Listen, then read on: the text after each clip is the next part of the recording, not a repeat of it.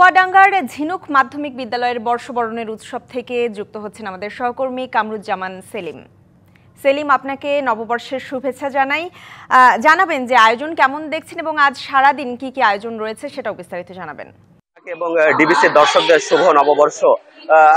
আমি এখন দাঁড়িয়ে আছি চুয়াডাঙ্গা যে ঝিনুক মাধ্যমিক বালিকা বিদ্যালয়, সেই বিদ্যালয়ে সকাল 6টা থেকেই কিন্তু বিভিন্ন ধরনের অনুষ্ঠান শুরু হয়েছে।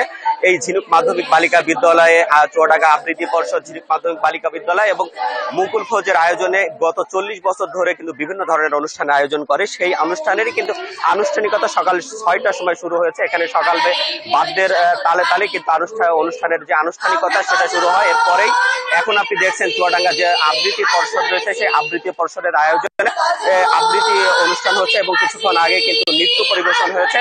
এই নৃত্য পরিবেশনের পরপরই কিন্তু একের পর এক বিভিন্ন ধরনের অনুষ্ঠানের কিন্তু আয়োজন করা চলছে এবং এটা কিন্তু চলবে বিকাল পর্যন্ত। এরপরে কিন্তু সকাল 8টায় চুয়াডাঙ্গা জেলা প্রশাসনের আয়োজনে শুরু হবে মঙ্গল আনন্দ শোভাযাত্রা। সেই আনন্দ শোভাযাত্রাটি জেলার শহরের বিভিন্ন সড়ক প্রদক্ষিণ করে কিন্তু চুয়াডাঙ্গা সরকারি কলেজের যে মুক্ত মঞ্চ রয়েছে, সেই মুক্ত মঞ্চে যেয়ে কিন্তু সেখানে শেষ হবে এবং সেখানে বিজয় যে একটি মেলা রয়েছে, সেই 3 দিনব্যাপী বিজয় মেলার আনুষ্ঠানিক উদ্বোধন করবেন চুয়াডাঙ্গা জেলা প্রশাসক মোহাম্মদ জহিরুল ইসলাম। এরপরেই কিন্তু সেখানে কিন্তু বিকাল 3টা থেকে যে সাংস্কৃতিক অনুষ্ঠান রয়েছে, সেই সাংস্কৃতিক অনুষ্ঠানটি আসলে সেখানে হবে এবং চলবে বিকাল সন্ধ্যা 7টা পর্যন্ত। তো আমরা এখানে আছি, আমরা একটু কয়েকজনের সাথে যদি আমরা একটু কথা বলতে চাই, একটু এই অনুষ্ঠান সম্পর্কে যদি একটু জানাতে চাই, একটু এই অনুষ্ঠানে যিনি আয়োজক রয়েছে তার কাছে আপনাদের এই যে আয়োজন গত 40 বছর করছে এবং এই অনুষ্ঠানে কি কি আয়োজন? গত 40 বছর ঠিক না, গত 45 বছর ধরে 1979 সাল থেকে মুকুল ফৌজের আয়োজনে এই ঝিনুক বিদ্যাপীঠ প্রাঙ্গণে ওই কর্নারে একটা বড় আম গাছ ছিল। সেই আম গাছের তলায় আমরা আটা দিয়ে আলপনা করে এই আয়োজন শুরু করতাম। এখন যে কোনো ব্র্যান্ডের পুরাতন এসি বদলে নতুন ওয়ালটন এসিতে উপভোগ করুন 25% ছাড়।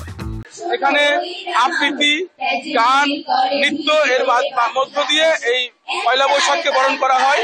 পাশাপাশি চুয়াডাঙ্গার ঐতিহ্যবাহী সংগঠন মুকুল ফৌজ, এই মুকুল ফৌজ 45 বছর ধরে এই আয়োজন করছে। একসময় পয়লা বৈশাখকে কেন্দ্র করে এখানে বৈশাখী মেলার আয়োজন হতো, এখানে পিঠা উৎসবের আয়োজন হতো, বিভিন্ন ধরনের আয়োজন উৎসব মুখর পরিবেশে এই আয়োজনগুলো করা হতো এবং চুয়াডাঙ্গায় এই আয়োজনের মধ্য দিয়েই বর্ষবর্ষ অনুষ্ঠান শুরু হয়। আপনাকে অসংখ্য ধন্যবাদ। দিশিত, আপনি শুনছিলেন এখানে কিন্তু এই যে মাটির যে ভারত রয়েছে, সেখানে কিন্তু এক ধরনের যে আলপনা এঁকেছে, সেই আলপনা এঁকেই কিন্তু তাদের যে আনুষ্ঠানিকতা সকালে শুরু হয়েছে।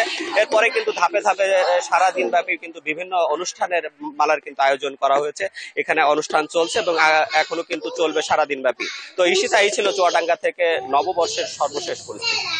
সেলিম, আপনাকে ধন্যবাদ। এদিকে সিলেট থেকে আমাদের সাথে যুক্ত আছেন আমাদের সহকর্মী প্রত্যুষ তালুকদার।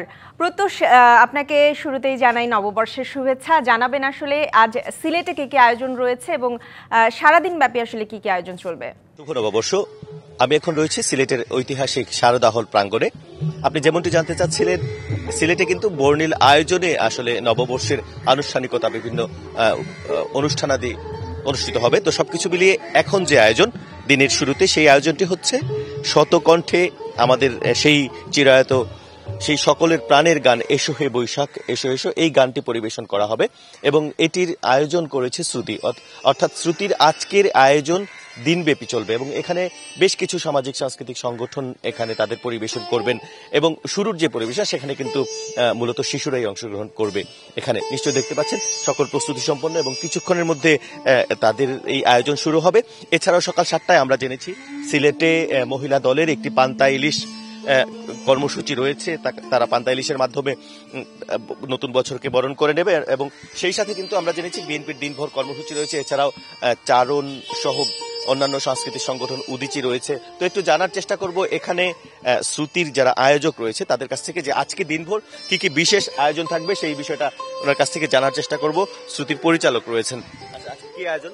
আমাদের দিনব্যাপী আজকে সাংস্কৃতিক আয়োজন থাকবে। শুরুতেই থাকবে শতকণ্ঠে বর্ষবরণের আয়োজন। তাছাড়াও এই মঞ্চে সিলেটের প্রতিনিধিত্বশীল প্রতিটি সাংস্কৃতিক সংগঠন তাদের পরিবেশন নিয়ে আসবে। এবারে আমরা প্রতিবারের মতো শ্রুতি সম্মাননা দেওয়া হবে গুণীজন রবীন্দ্রসঙ্গীত শিল্পে রানা কুমার সিনহা মহোদয়কে এবার সম্মাননা দেওয়া হবে, শ্রুতি সম্মাননা। তাছাড়াও প্রতিটি প্রান্তের যারা শিল্পী আছেন, বাউল শিল্পী আছেন, তারা তাদের পরিবেশন নিয়ে আসবেন। সার্বিক বিষয় বিবেচনা করে আসলে উৎসবময়তা কেমন, আমাদের সেই প্রাণের উৎসব কতটুকু উপভোগ করতে পারছে? উপভোগ ভালো হচ্ছে, আশা করি দিন বাড়বে, আরো ভালো হবে, সেই প্রত্যাশাই আমরা করছি। নতুন দিনে নতুন ভালো কিছু, আরো ভালো কিছু হবে। অসংখ্য ধন্যবাদ।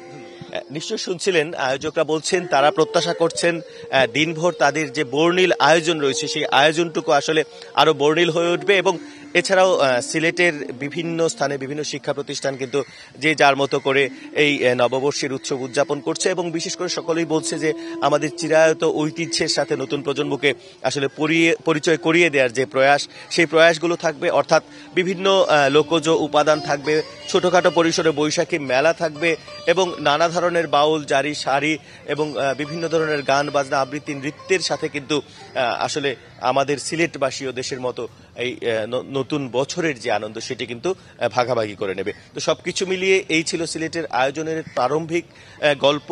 পরবর্তীতে আরো আয়োজনের খবর আপনাকে জানিয়ে দিতে পারবো। প্রত্যুষ, আপনাকে ধন্যবাদ।